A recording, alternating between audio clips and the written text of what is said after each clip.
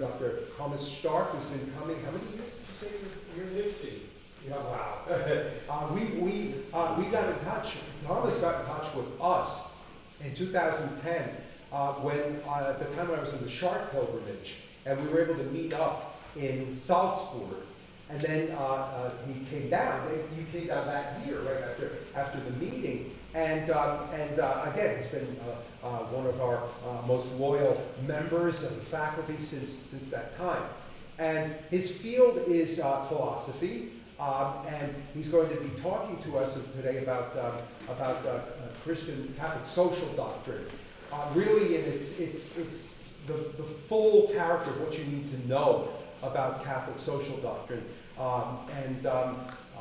a way, I wish that he had been one of the first to speak, but we couldn't manage it because we had to make a few adjustments with the lecture schedule. So, Reverend Fathers, dear friends, what I'm talking about is, as John already said in his introduction, social Catholic teaching. So my criticism of modernity will not be explicit, but implicit, by explaining the very foundations on which every decent society has to be grounded according to Catholic social teaching. So we go back to the really very basic principles with which you always have to start in any analysis of everything in the world. So let us begin with the question, what is social teaching in general? Social teaching refers to all theoretical endeavors to understand social structures and processes, as well as the results of these endeavors. Social teaching, therefore, also refers to the body of theory that describes and explains social conditions. Social teaching, therefore, can be described as social theory. As a theoretical endeavor, social teaching has a claim to rationality, which is ultimately redeemed by its scientific approach. It is possible to distinguish between the descriptive and the prescriptive objectives of any social teaching. In other words, on the one hand, social theory endeavors to empirically record and theoretically penetrate social conditions, facts, and processes. In this respect, social teaching therefore identifies what is actually the case in society. Secondly, building on this, social teaching undertakes an ethical categorization and evaluation of social conditions, circumstances, and processes. In the field of scientific social theory, we can therefore fundamentally distinguish between a descriptive, sociological social theory and a normative, social ethical social theory.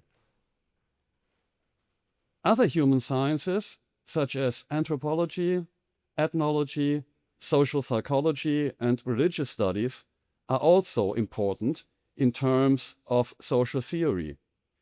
This is because their findings can be included in the general social theory and analyzed by using the ideas of social theory.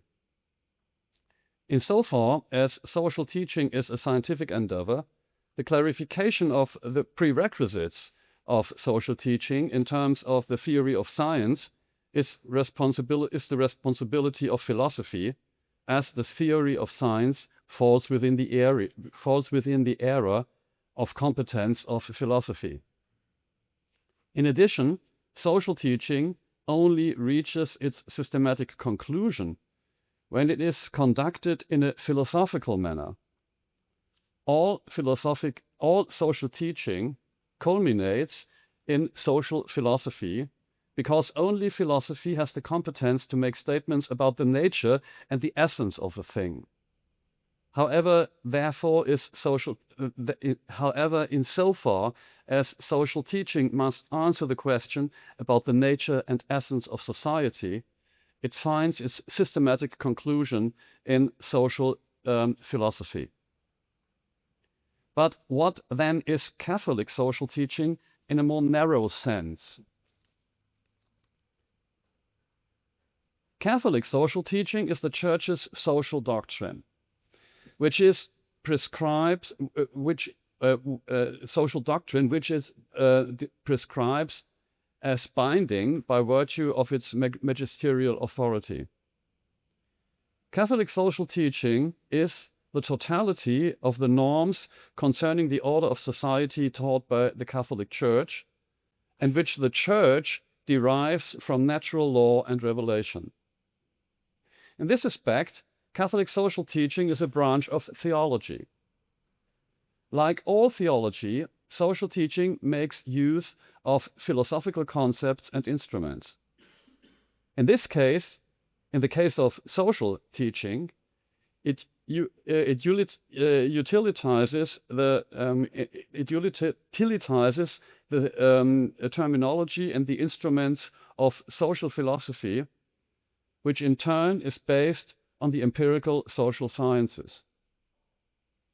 In accordance with the principle gratia supponit naturam et perficit eam, theological social teaching illuminates social philosophy by the light of revelation and thus leads it to its culmination and conclusion. Catholic social teaching is first and foremost the direct responsibility of the Church's magisterium, which falls into the sphere of the authority of the popes and bishops. Indirectly, however, the representatives of Catholic academia also contribute to the development of the Church's doctrinal social teaching.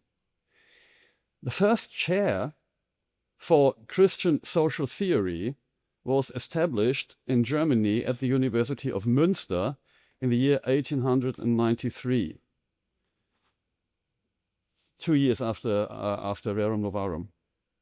This example was followed by the University of Bonn in the year 1921 and the Jesuit universities of Pullach in 1926 and St. Georgen, where I did my theological studies, in 1928, and as well as the University of Vienna in 1933. Further chairs in other universities followed. From the very beginning, the doctrinal academic development of Catholic social teaching was closely coordinated with various institutions of the Catholic social movements. Social teaching received important impulses from these social movements. At the same time, the Catholic social movement served to communicate the concepts of social doctrine in the fields of politics and economics. Social teaching in the broader sense has always been a part of the Church's proclamation of faith. The Church is mater et magistra. It therefore teaches the faithful about all aspects of life, including the right way to live together in society. It is initially based on natural reason as well as on political theory and social theory since the antiquity, which it then refines by the spirit of the gospel. The first milestone in Catholic social theory, to my opinion, is Augustine's work, De Civitate Dei, which is based on the Platonic tradition. Thomas Aquinas built on Augustinian thought, expanded it by incorporating Aristotelian political theory into his work, and thereby established a framework for the Church's social teaching that the Church was following over the next centuries, maybe until nowadays, I would suppose. Catholic social teaching in a more narrow sense refers to the modern Catholic social teaching that developed since the 19th century. It was born out of the confrontation with the social problems that arose during the period as a result of technical developments and economic and social revolutions and transformations. A few keywords that have to be mentioned here with regard to these transformations are industrialization, rural exodus, urbanization, the workers' question, and in general, the plight of working population, especially the industrial proletariat in the big cities in the 19th century. Catholic social teaching had to find answers to the related questions. The foundation of modern Catholic teaching is laid in of Catholic social teaching is laid in two papal encyclicals. It laid out in two papal encyclicals, namely the encyclical Rerum Novarum by Pope Leo XIII from the year 1891, and the encyclical Quadragesimo Anno by Pope Pius XI in 1938, 40 years after that. The entire further social teaching of the Church builds on these two basic texts, continues the approaches formulated in them, and finds its normative doctrinal basis in the definitions of these two texts mentioned. Social doctrine defines the goals and purposes of human coexistence and specifies the means by which these goals and purposes can be achieved. On this basis, it draws up an ordo socialis, which is a social order that provides such means and guarantees their appropriate application. The basic structure of the ordo socialis, and here in particular the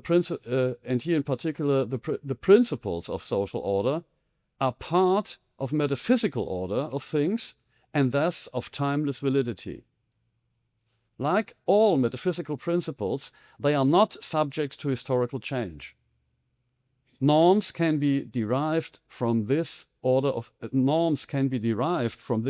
things, the totality of which is referred to as natural law. The order of things not only defines the being of things, but also defines what ought to be, insofar as what ought to be can only be derived from what is or from being. Since the metaphysical order is accessible to human cognition, man is able to shape society in such a way that social order conforms the principles of natural law. However, this shaping of society can only succeed in the context of a moral life, and thus within the framework of practicing the virtues. However, the natural virtues can only be practiced appropriately if this exercise is guided by the supernatural virtues of faith, which are the super virtues of faith, love, and hope, infused by grace. Therefore, the shaping of society in conformity with the nature of man can ultimately only succeed if it is founded in the Catholic faith, which has love of God and neighbor as its highest goal, and if it is supported by a hope that promotes the insight that not man but God is the true Lord of history. Since the predominant content of Catholic social teaching is derived from natural law, it can largely be reasoned by the philosophical use of natural reason without reference to revelation. Since Catholic social teaching therefore consists largely of insights of social philosophy, it forms a basis of communication with people of other beliefs and confessions regarding the appropriate organization of society. The validity of the norms of Catholic social teaching is therefore not bound to the Catholic faith, but is valid for all rational beings. The essential content and basic structure of Catholic social teaching can be explained with reference to the so-called social principles. These social principles are the principles of personality, the principle of solidarity, and the principle of subsidiarity. Some others add to these principles the principle of justice, and the principle of the common good. However, I will integrate the treatment of the concepts of justice and the concept of the common good in the treatment of the three first mentioned principles. So let us begin, so to speak, after this introduction, with the three social principles. We will start, as I have already said, with the principle of personality, because it's the most basic principle from which all the other principles, in a way, can be derived. So, what is to say about the principle of personality? The human person is the creator, bearer, and the purpose of all social institutions. Catholic social teaching explains the principles and the appropriate organization of society as a whole. The purpose of the social whole is to promote the common good. We define the common good as the personal good for all members of society, insofar as it can only be achieved through social cooperation. I repeat that because it's of utmost importance. We define the social good as the personal good of all members of society, insofar as it can only be achieved through social cooperation. That means we have tasks in life that we are not able to individually reach, but we have to cooperate with other people. This definition implies that certain aspects of individual personal well-being can only be guaranteed through social cooperation. We will see why this is the case in a moment. However, the very foundation and starting point of society as a whole, as well of the purpose of this social eternity, is the human person. Therefore, the recognition and therefore the recognition of the appropriate organizing principles of society must be based on the recognition of the nature of man. For it is the nature of man from which natural law is derived, in which the normative prerequisites of all social philosophy are founded. Consequently, all other social principles are founded and substantiated by the principle of personality. Human nature is simultaneously individual nature and social nature. In other words, man is an individual who lives in community. He is ens individuale et ens sociale at the same time. Catholic social teaching is therefore equally opposed to the individualistic view of man in liberalism and the collectivist view of man in socialism. Community cannot be reduced to a mere community cannot be reduced to a mere additive grouping of individuals, but it has its own being and its own identity. On the other hand, individual identity cannot be reduced to the being of reduced to being an expression and an emanation of the collective identity. All human beings are unique and therefore have a fundamental and enduring individual identity. As ens individuale, as an individual subject, man is detached from the continuous causal nexus determining the subhuman nature surrounding him. In other words, human thought and action are not consistently determined by causes outside of the human subject that inevitably determine human thought and action, but rather human person has freedom. This does not mean that man is completely independent of the nature surrounding him and of the causal relationships at work in nature surrounding man. On the contrary, humans are themselves part of nature and are therefore dependent on and influenced by nature and in many ways. At the same time, however, man has self-reliance. Man stands in himself as a person and in his freedom, based on the gift of reason. And as such, he confronts nature in a certain way. Man therefore acts out of his own insight towards goals he has chosen himself, and he has chosen on his own initiative. So let us go one step further and look at the principle of solidarity.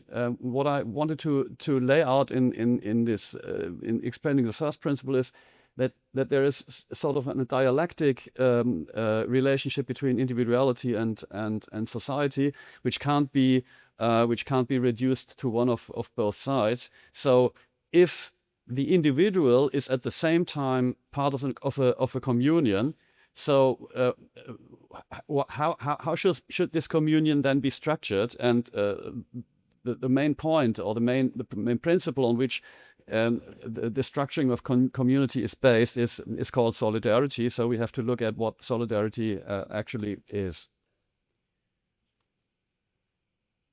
The principle of solidarity arises also from the nature of man, more precisely from his sociality. As ens individuale, man, as we have seen, is also always ens sociale. Community cannot be reduced to the additive accumulation of individuals. And on the one hand, the individual precedes and underlies the community insofar as no one could communitize without the prior existence of individuals. On the other hand, the community precedes and underlines the individual insofar as individuals emerge from communities, namely from families, tribes, and nations. Without the prior existence of these communities, no individuals would come into being. Man is not self-sufficient. Man is not a self-sufficient individual, but he is permanently related to community in his entire existence. It's not only his initial causation which links him to community, but he's linked to community in his whole existence. Not only do individuals emerge from a community, but they can ultimately only fully develop their individual talents and their individuality as a whole within the community. This development of the human potential takes place not least through the fact that human beings prove themselves in the community and serve the community in which they live in an appropriate manner. On the other hand, however, the individual can only provide this service to society as an independent and self-responsible person. The social nature of man, that is, his essential communality, makes it necessary to assign the individual and the community to each other in such a way that they are in an appropriate mutual relationship. The principle of solidarity represents, therefore, the necessary principle of allocation. Since every human individual is ordered towards community and is thus also dependent on society, everyone bears responsibility for the right order of the community to which they belong, and thus ultimately also for the appropriate order of society as a whole. Individuals are not only responsible for the well-being of their immediate fellow human beings, but also for the well-being of society as a whole. On the other hand, every community is obliged to orient its communal activities towards the well-being of the individuals united within it. This also applies to society as a whole. The inescapable interdependence of human beings gives rise to the inescapable obligation to stand for one another and to help and serve one another within society, which nobody can escape without being unjust. There is also an evident interdependence between the individual and the community. All communities must be composed of individuals and are therefore based on individuals. All individuals emerge from communities and are dependent on communitization for the sake of their development. This results in the reciprocal obligation of the individual to serve the community and the community to serve the individuals. This reciprocal obligation arises at different levels of communitization, right up to the whole of society, which we refer to as the public commonwealth. There, too, the mutual obligation arises according to which the individuals must serve the whole of society, and the whole of society must serve the individual. The measure of the required mutual service is justice. Justice consists of giving everyone what is due to them according to their nature, their merits, and their particular life conditions. That means according to their nature, their merits, and their life conditions, their concrete life conditions. In this context, what is equal must be treated equally, and what is unequal must be treated unequally. People are individual and unique. They can therefore not be equal. People are only equal in that they are accorded equal dignity. Leveling and egalitarianism, on the other hand, contradict the very dignity of man. It is not just that everyone receives the same, but that everyone receives what is the best for them. The attempt to create equality through equal promotion also violates the objective differences between persons and their dignity. Social justice, on the other hand, consists in promoting the common good as the sum of all those conditions of social thought which individuals, families, and social groups can achieve. Oh, I'm sorry, I have to start again. Social justice, and on the other hand, consists in promoting of the common good as the sum of all those conditions of social life through which individuals, families, and social groups can achieve their own perfection more fully and more quickly. The realization of the common good is achieved through social cooperation that brings together all the different levels and segments of society and coordinates their different activities in the way that is most conducive to the common good. This definition of social justice leads us to the third principle, namely the principle of subsidiarity. Through the principle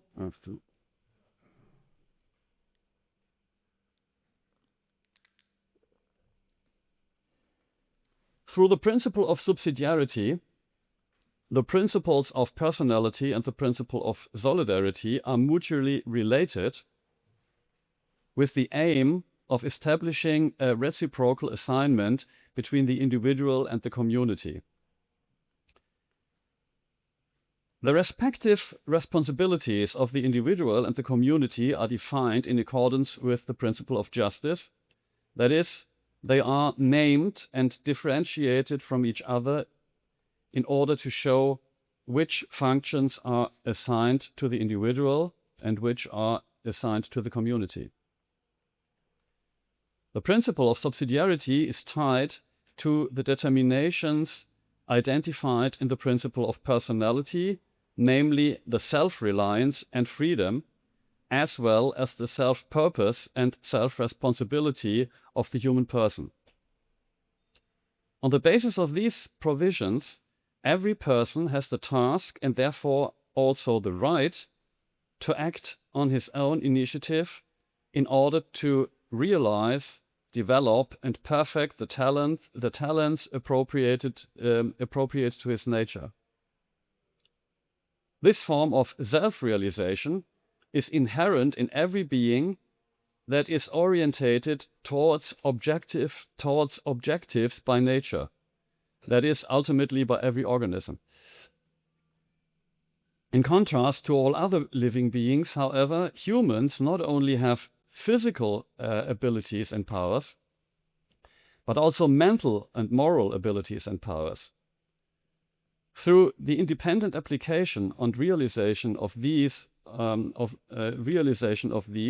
man forms himself into a specific personality and thus achieves personal self-reliance.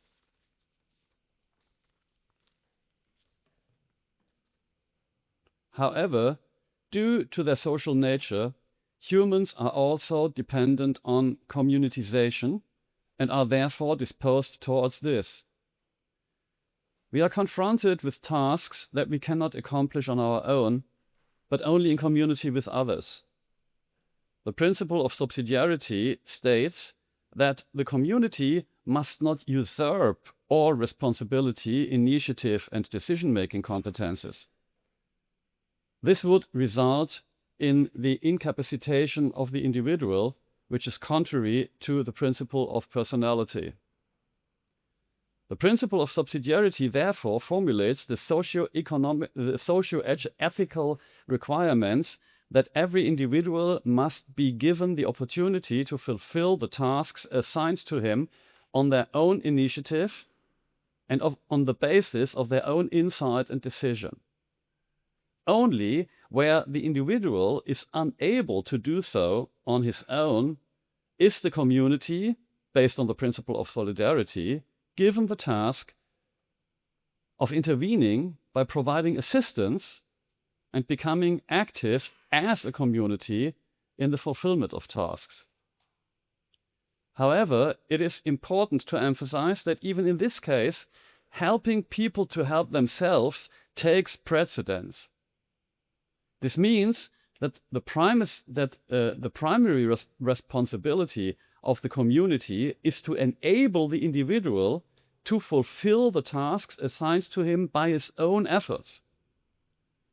The community must therefore create conditions that awaken and promote the individual's own initiative instead of replacing and suppressing it. The task of community is to create conditions that enables its members to realize their physical and spiritual capacities and to develop their personal lives independently.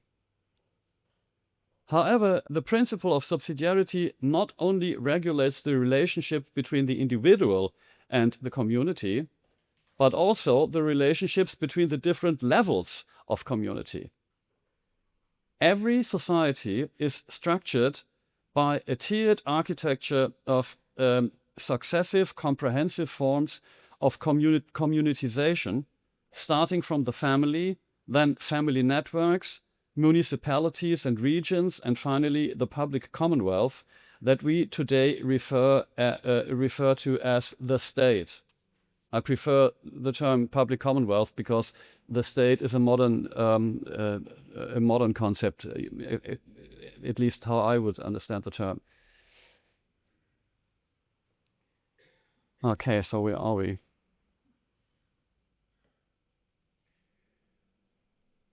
I'm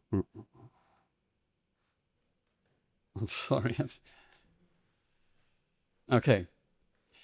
According to the principle of subsidiarity, the relationships between the different levels of communitization must be structured in such a way that the respective higher and more comprehensive levels does not restrict the respective subordinate level in its right to regulate its own affairs itself on the basis of its own decisions and on its own initiative and under its own power.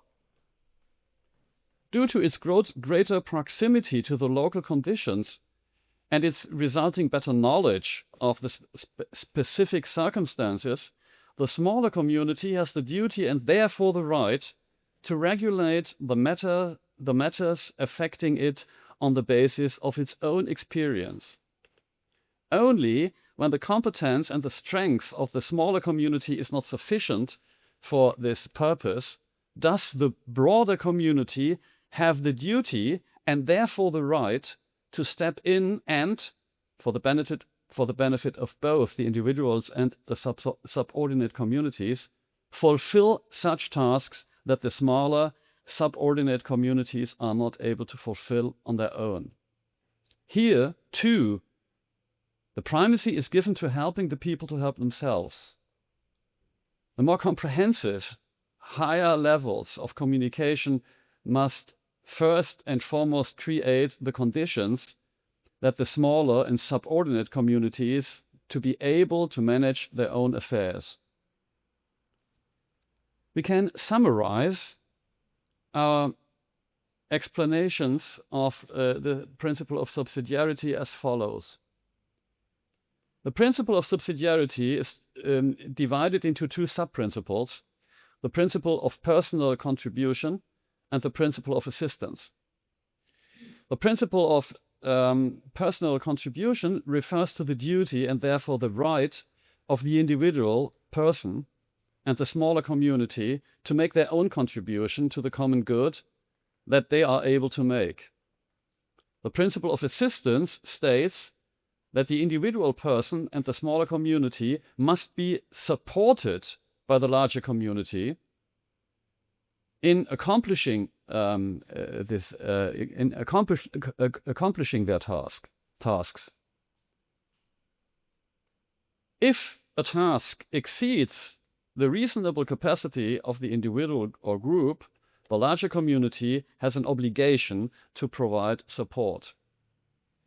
This requires a superordinate authority, customly that of the state, which has to assume a controlling and organizing function in the realization of the common good.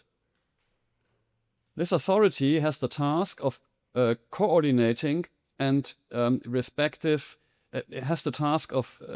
coordinating the respective contributions of individuals, groups, and communities to the common good, monitoring the implementation, and finally ensuring that the shares of the common good are distributed justly.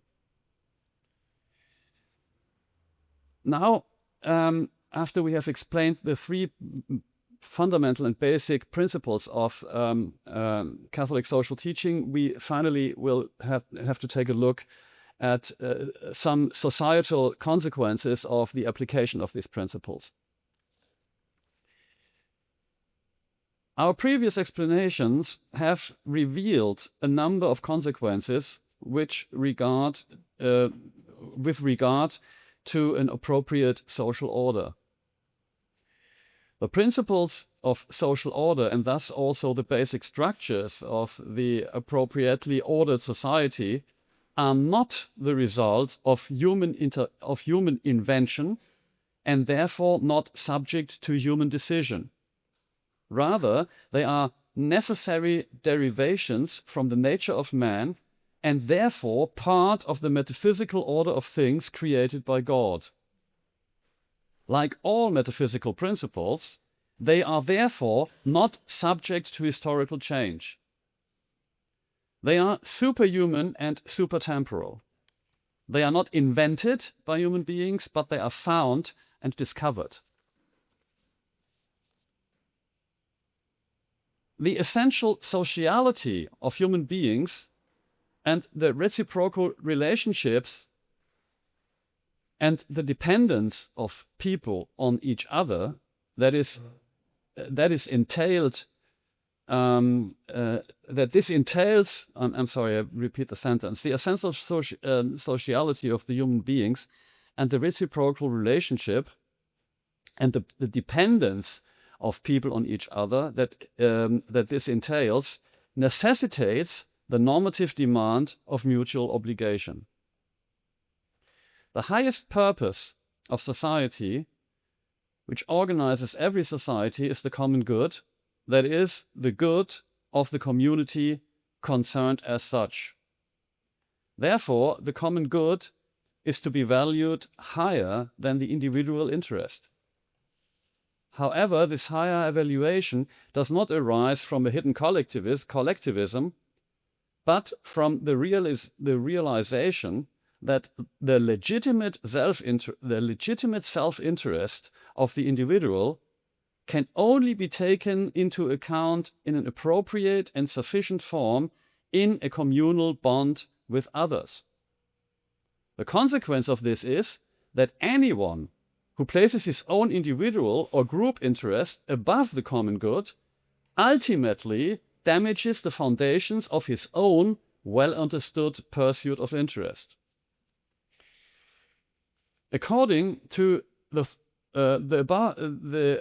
aforementioned order of things, the public commonwealth is therefore only legitimate as a form of rule if it places itself in the service of the common good. Neither anarchy nor tyranny, therefore, are legitimate forms of social organization.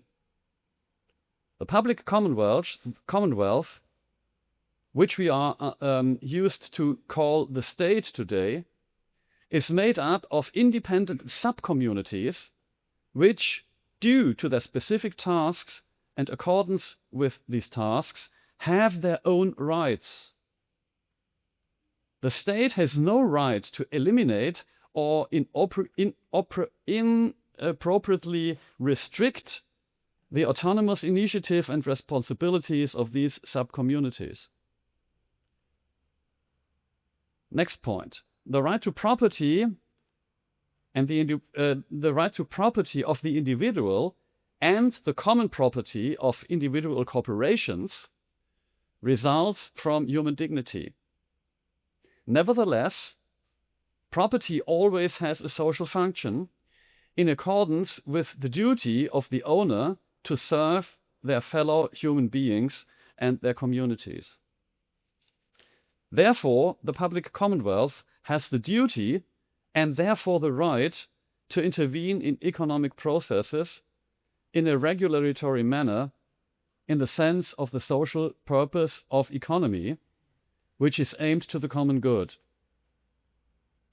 As, for example, was the case in the so-called German social market economy, which was in place in the 1950s and 1960s, which was neither libertarian nor socialist, but it was very much based on Catholic social teaching and their principles. The reason for which it would be funny to explain, but I don't have the time here. We can talk about that on cocktails, because it has to do that the Catholic Church in Germany at that time had a great deal of influence in politics because of several reasons. So here we have one model of balancing society and individual economy and other tasks of society. So there are ways to regulate even economic processes which are not in themselves socialist, as some people always some people say Catholic social teaching is socialism, which is nonsense. Such regulatory interventions can take place not only on the highest level, but also on subordinate levels of the public commonwealth. That means not only nationwide, but also maybe in cities or other sorts of other structures of the commonwealth. In his encyclical Quadragesimo Anno, Pope Pius XI therefore spoke out against a one-sided social domination of the economy, and at the same time rejected the class struggle ideology of socialism. He therefore contrasted the model of the two-class society with the model of the integrative professional order, which is not characterized by class struggle, but by a joint effort to promote the common good that unites all social actors. This alternative model aims not just to reorganize the economy, but to reorganize society as a whole, putting an end to the inappropriate dominance of the economy. The basic concept of this social order is as follows, and I quote Oswald von der Breuning, whom I had the great honor to meet and to talk to as a young student when he was nearly 100 years old, but he was a very brilliant mind, and he was a very funny person. There are lots of funny stories about him, and he was really a brilliant man. So I quote Oswald von der Breuning, describing this sort of social order that Pius XI had in mind. Quote, social groups are formed around different tasks, or what is the same, around common contributions to the common good of society as a whole. In order to be able to act as groups, these groups should not merely exist informally, but should be constituted in a cooperative way on their own initiative and their own right. I'm still quoting. The unifying factor should not be a common group interest that conflicts with that of another group, as is the case with labor market parties. Rather, it should be the joint service to be provided. Close quote. And this, by the way, is the reason why the term performance communities is used very often in this context. I will finish. Apart from a few details, my previous comments on the appropriate social order can be derived entirely from natural law, which can be recognized by natural common sense, even independently of revelation. But what then makes Catholic social teaching Catholic at all, as I already have asked at the beginning of this presentation? The answer to this question is the following. Firstly, the appropriate order of society has never been comprehended and expounded with such clarity and completeness outside the Church's social teaching. Other people can grasp certain paths, but the Catholic social teaching is the most comprehensive explanation of social order based on natural law.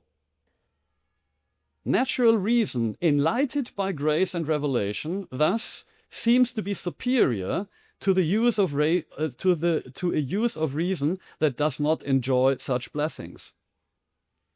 Secondly, Christianity changes the motivational situation with regard to the order of society.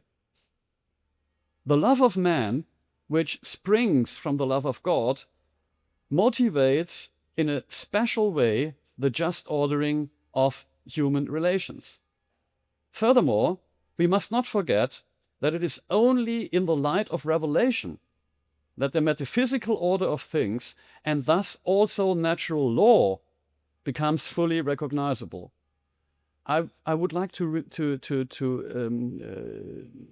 recall the fact that a tradition reaching from Plato up to Kant was aware that philosophy only reaches its own goal by being transformed into theology to theology at the end. So Plato saw that, and Kant speaks explicitly, or he says that explicitly in his critique of pure reason, when I remember correctly.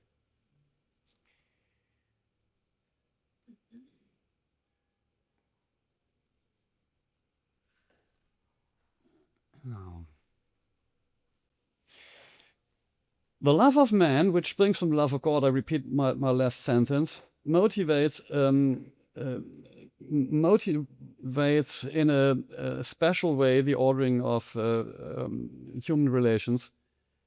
And furthermore, we must not forget that only in the light of revelation we are really able to make use of natural reason in an appropriate way. Only in Christianity do we recognize that the true reciprocal interdependence and communitization of human beings arises from love of neighbor and is therefore to be regulated in accordance with the love of neighbor. However, a full understanding of love of neighbor is only present in Christianity and is understood here as a form of imitation of Christ. Furthermore, love of neighbor cannot be separated from the love of God. However, the love of God presupposes a knowledge of God, which is also only fully present in Christianity. However, if the renewal of everything in Christ is indeed the noblest task of Christian culture, then this also has inevitable consequences for the political and social character and expression of exactly this culture. Therefore, the Church's aim must be to reaffirm the social kingship of Jesus Christ, a belief and demand that has always been held by the Catholic Church and which was reaffirmed by Pope Pius XI in his encyclica Quas Primas. I want to close with that. Thank you.